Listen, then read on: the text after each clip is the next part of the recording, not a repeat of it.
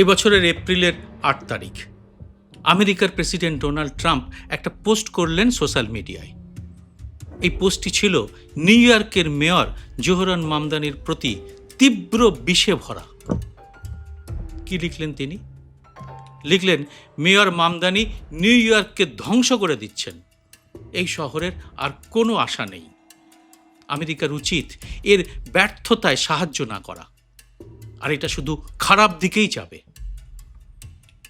কিন্তু এর মাত্র ১ মাস পরে গতকাল ১২ই মে মামদানি এর যে জবাব দিয়েছেন তা ট্রাম্প তো ভুলতে পারবেনই না, তার অন্ধভক্ত মাগারাও এখন এ নিয়ে কোনো উচ্চবাচ্য করছেন না। নিউ ইয়র্কের অনাবাসী পরিবারের সন্তান তরুণ জোহরান মামদানি ঘোষণা করেছেন, যখন আমি দায়িত্ব নিয়েছিলাম তখন নিউ ইয়র্ক সিটির বাজেটে $12 মিলিয়ন ঘাটতি ছিল। আজ সেই ঘাটতি একেবারে শূন্য হয়ে গেছে। ট্রাম্প নিশ্চয়ই আমার কথা শুনতে পেয়েছেন। আর এই পাল্টা থাপ্পড় নিয়েই এখন আমেরিকার সোশ্যাল মিডিয়া উত্তাল। তবে শুধু আমেরিকায় কেন, ধনতন্ত্রের বুকের উপর বসে মামদানি যেভাবে সমাজতন্ত্রের কথা বলেন, সাধারণ গরিব মানুষের জন্য কাজ করে চলেন, তা তো এখন গোটা বিশ্বকে নতুন পথ দেখাচ্ছে। তাই এটাকে শুধু একটা খবর বলে মনে করছেন না অনেকেই। এটা ট্রাম্পের অহংকারের চূড়ান্ত পরাজয়। আরও গভীরে গেলে বলা যায়, এটা একটা বিকল্প পথের দিশা দেখাচ্ছে গোটা বিশ্বকে। আজকের এই এপিসোডে আমি সমস্ত বিষয়টিকে তথ্যসহ আপনাদের সামনে আনব। এক যুদ্ধবাজ মিথ্যেবাদী ধনকুবেরের বিরুদ্ধে কি করে নিউ ইয়র্কের মতো শহরের সাধারণ মানুষ প্রতিরোধ গড়ে তুলেছেন, এই এপিসোডে সেই কাহিনী সামনে আনব। ভিডিওটি পুরোটা দেখে ভালো লাগলে লাইক ও শেয়ার করে আরও মানুষের কাছে পৌঁছে দিতে ভুলবেন না।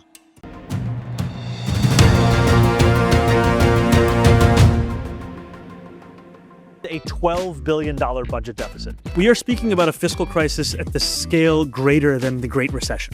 Was the Great Recession? Great Recession. Many said the only way out of this was slashing services and passing an austerity budget. We rejected that.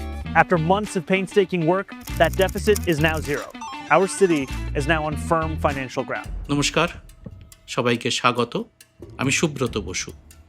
এই গল্পটা শুধু নিউ ইয়র্কের নয়, পুরো বিশ্বের। কিভাবে একজন সাধারণ মানুষের নেতা ট্রাম্পের মতো চূড়ান্ত দক্ষিণপন্থী নেতাকে মুখের মতো জবাব দিলেন, আর তার মতো অহংকারী, মিথ্যেবাদী এবং জনবিরোধী নেতা আমেরিকার তথা বিশ্বের কতটা ক্ষতি করছেন সেটা স্পষ্ট করে দিলেন। সেটাই কিন্তু আসল কথা। প্রথমেই জেনে নিই এই মামদানি কে। তাকে নিয়ে আমি এর আগেও অনেক ভিডিও করেছি। চ্যানেলের ভিডিও সেকশনে গেলেই সেগুলো পেয়ে যাবেন। তবু এক লাইন বলে রাখি, জোহরান মামদানির জন্ম উগান্ডায়। বাবা মাহমুদ মামদানি ভারতীয় মুসলিম বংশোদ্ভূত অধ্যাপক, আর মা ভারতীয় হিন্দু চিত্র পরিচালক মীরা নায়ার। ডেমোক্রেটিক সোশ্যালিস্ট হিসেবে 2025 সালের নির্বাচনে জিতে এবছর জানুয়ারিতে নিউ ইয়র্ক সিটির মেয়র হয়েছেন তিনি। তার জয় ছিল শহরের গরিব এবং সাধারণ মানুষের আন্দোলনের জয়। তিনি বলেছিলেন, শহরটা ধনীদের জন্য নয়, সাধারণ মানুষের জন্যে। তার নীতি সস্তা বাড়ি, ভালো শিক্ষা, শিশুদের যত্ন এবং ধনীদের উপর কর বাড়িয়ে সাধারণ মানুষের বোঝা কমানো। কিন্তু তিনি যখন দায়িত্ব নেন, শহরের আর্থিক অবস্থা ছিল ভয়ানক। আগের মেয়র এরিক অ্যাডামসের আমলে বাজেটের বিশাল ঘাটতি ছিল। অতিমারি, অভিবাসী সংকট, মুদ্রাস্ফীতি সব মিলিয়ে $12 মিলিয়ন বিশাল ঘাটতি। আর তার দায় মামদানির উপর চাপিয়ে ট্রাম্পের সমর্থকরা বলতেন, দেখো বামপন্থীরা কিভাবে শহরকে ধ্বংস করছে। মামদানি কিন্তু প্রথম থেকে স্পষ্ট বলে আসছিলেন, তিনি অতি ধনীদের উপর ট্যাক্স বসিয়েই শহরের গরিব এবং সাধারণ মানুষের উন্নয়ন করবেন। আর এই কাজ তিনি শুরু করে দিয়েছেন। এর মধ্যেই শহরের সব শিশুর জন্য বিনামূল্যের সরকারি স্কুল এবং সেখানে পুষ্টিকর খাবার দেওয়ার কাজ শুরু হয়েছে। ট্রাম্পের কথা মনে আছে? এপ্রিলে তিনি মামদানির পিয়েদ আতের ট্যাক্স বা বিলাসবহুল দ্বিতীয় বাড়ির উপর কর নিয়ে চিৎকার করেছিলেন। বলেছিলেন, এটা ধনীদের শহর থেকে তাড়িয়ে দেবে, নিউ ইয়র্ক শেষ হয়ে যাবে। ট্রাম্পের মতে কর বাড়ালে সেখান থেকে বড়লোকরা চলে যান। কিন্তু বাস্তবে কি হলো? মামদানি মাত্র কয়েক মাসে এই ঘাটতি শূন্যতে নামিয়ে আনলেন। কোন ম্যাজিকে এটা হলো? সহজ ভাষায় বলি। প্রথমত, নিউ ইয়র্ক স্টেটের গভর্নর ক্যাথি হোচুলের সাহায্যে 2 বছরের জন্য তিনি $8 বিলিয়ন অতিরিক্ত অনুদান পেলেন। এটা কিন্তু কোনো বেল আউট নয়, এটা ন্যায্য পাওনা, কারণ তিনি যুক্তি দিয়ে প্রতিষ্ঠা করলেন নিউ ইয়র্ক সিটি রাজ্যের অর্থনীতির ইঞ্জিন, তাই এই টাকা তাদের প্রাপ্য। দ্বিতীয়ত, ধনীদের উপর নতুন কর বসালেন তিনি, যেমনটা তিনি বলেছিলেন। $5 মিলিয়ন উপরের আয়ের মানুষ দ্বিতীয় বাড়ি রাখলেই তাকে পিয়েদ আতের ট্যাক্স দিতে হবে। এতে কয়েকশো মিলিয়ন ডলার আয় হলো। তৃতীয়ত, সরকারি খরচ কমালেন মামদানি। অফিসের অপচয় বন্ধ করলেন, ওভারটাইম কমানো হলো, কিন্তু কাটা হলো না কোনো পরিষেবা, বরং শিক্ষা, শিশুদের যত্ন, হাউজিংয়ে বিনিয়োগ বাড়ানো হলো। সম্পত্তি কর বাড়ানো হলো না সাধারণ মানুষের। আর এতেই পাল্টে গেল গোটা পরিস্থিতিটা। এটা কি ম্যাজিক? না, এটাকে বলা যেতে পারে স্মার্ট লিডারশিপ। মামদানি বলছেন, আমরা ধনীদের পকেট থেকে টাকা তুলে সাধারণের জন্য খরচ করছি। আর ট্রাম্প, তিনি চেয়েছিলেন এটা ব্যর্থ হোক, কারণ তার রাজনীতি তো ধনীদের পক্ষে। তার নিজের প্রথম টার্মে, মানে 2017 থেকে 2021-এ আমেরিকার ঘাটতি বেড়েছিল $7.8 ট্রিলিয়ন। তিনি কর্পোরেট ট্যাক্স কমিয়ে দিয়েছিলেন। ধনীদের জন্য এটা ছিল তার উপহার, কিন্তু সাধারণ মানুষের জন্য তিনি কি করেছিলেন? একেবারে লবডঙ্কা। এখন দ্বিতীয় টার্মে তিনি আবার একই খেলা খেলছেন। ট্যারিফ বাড়িয়ে মুদ্রাস্ফীতি বাড়াচ্ছেন আর নিউ ইয়র্কের মতো ব্লু সিটিকে দোষ দিচ্ছেন। আর ভোটারদের বোঝাচ্ছেন এ সব কিছুর জন্য দায়ী ভারতীয় উপমহাদেশের লোক আর চীনারা। তারা সব ল্যাপটপ গ্যাংস্টার, আর গোটা বিশ্বকে জড়িয়ে ফেলেছেন যুদ্ধে, যার গুণাগার দিতে হচ্ছে দুনিয়ার সব মানুষকে। ইরানে, লেবাননে শিশু, নারী নির্বিশেষে মানুষ মারছেন ট্রাম্প এবং তার দোসর নেতানিয়াহু। তবে ট্রাম্পের সমালোচনা করতে গেলে তো শব্দ কম পড়ে যাবে। তিনি একজন চরম মিথ্যাবাদী, আর আমেরিকা ফার্স্ট নীতি আসলে ধনী ফার্স্ট। নিউ ইয়র্ককে তিনি ঘৃণা করেন কেন? কারণ এখানে সাধারণ মানুষের নেতারা জিতে যান। মুসলিমদের বিরুদ্ধে ইসলাম ফোবিয়া তৈরি করেও এখানে ভোটে জেতা যায় না। অথচ মজার কথা হচ্ছে, আর সব ধনকুবেরদের মতোই তিনি নিজেও নিউ ইয়র্কের বাসিন্দাই ছিলেন। তার ট্রাম্প টাওয়ার এখানেই, অথচ তিনি আজ বলছেন শহরটা ধ্বংস হয়ে যাচ্ছে। কেন? কারণ মামদানি তার মতো ধনীদের বাড়তি ট্যাক্স দিতে বাধ্য করছেন। ট্রাম্পের মতে ধনীরা চলে গেলে শহর শেষ হয়ে যাবে। আপনি দেখুন, আমাদের সব দেশের নেতারা কিন্তু ঠিক এই কথাটা বলেই কর্পোরেট ট্যাক্স কমান আর গরিবের উপর জিএসটির বোঝা চাপান। কিন্তু বাস্তব কি বলে? নিউ ইয়র্ক শহর হাতে কলমে সেটা দেখিয়ে একটা উদাহরণ তৈরি করল। নিউ ইয়র্ক গোটা বিশ্বের অর্থনৈতিক রাজধানী। শেয়ার বাজার, ওয়াল স্ট্রিট, ফ্যাশন, কালচার সব কিছুর কেন্দ্রেই নিউ ইয়র্ক। মামদানি বুঝিয়ে দিলেন, কোনো ধনী শহর ছেড়ে চলে যাবেন না, এসব শুধু হুমকি।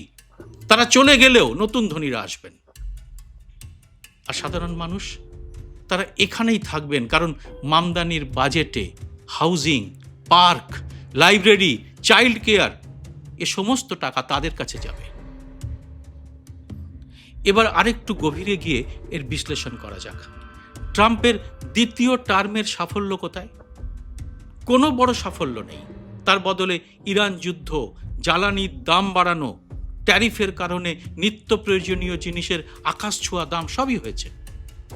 নিউ ইয়র্কের মতো শহরগুলোর জন্য তিনি ফেডারেল ফান্ড বা কেন্দ্রীয় সাহায্য কমিয়ে দিয়েছেন। কিন্তু মামদানি রাজ্যের সাহায্য নিয়ে ঘাটতি মেটালেন। এটা ট্রাম্পের জন্য বড় লজ্জা। তিনি ভেবেছিলেন মামদানির এই সমাজতান্ত্রিক নীতি ব্যর্থ হবে, কিন্তু ইতিহাস উল্টো কথা বলে।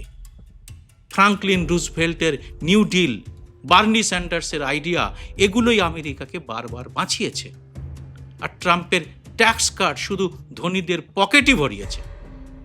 2017-এ তার ট্যাক্স বিলে ধনীরা $1.5 ট্রিলিয়ন সুবিধে পেয়েছেন। আর এতে ধনী গরিবের ব্যবধান আরও বেড়েছে। সেই ব্যবধান এখনও ক্রমশ বাড়ছে। মামদানি ম্যাজিকের আর একটা দিক দেখুন, তিনি কিন্তু প্রপার্টি ট্যাক্স বা সম্পত্তি কর বাড়াননি। সাধারণ নিউ ইয়র্কবাসীরা স্বস্তিতে রয়েছেন। পরিবর্তে তিনি বাড়িয়েছেন লাক্সারি হোম ট্যাক্স।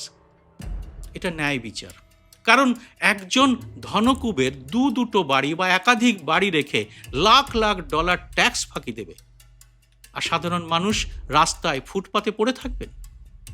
মামদানি বলছেন, এই টাকায় আমরা 1 লাখ নতুন হাউজিং ইউনিট বানাবো, শিশুদের ফ্রি কেয়ার দেব। এটাই সত্যিকারের নেতৃত্ব, স্মার্ট লিডারশিপ। ট্রাম্প কখনো এমন ভাবেননি। তার জীবনী পড়ুন।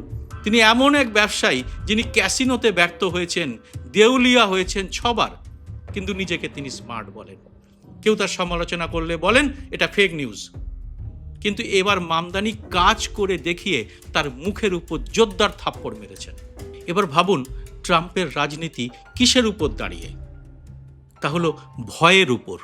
অভিবাসীদের নিয়ে ভয়।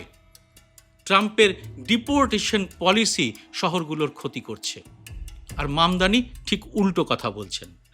তিনি বলছেন অভিবাসীরা আমাদের শক্তি, এজন্য ট্রাম্প তাকে কমিউনিস্ট বলছেন।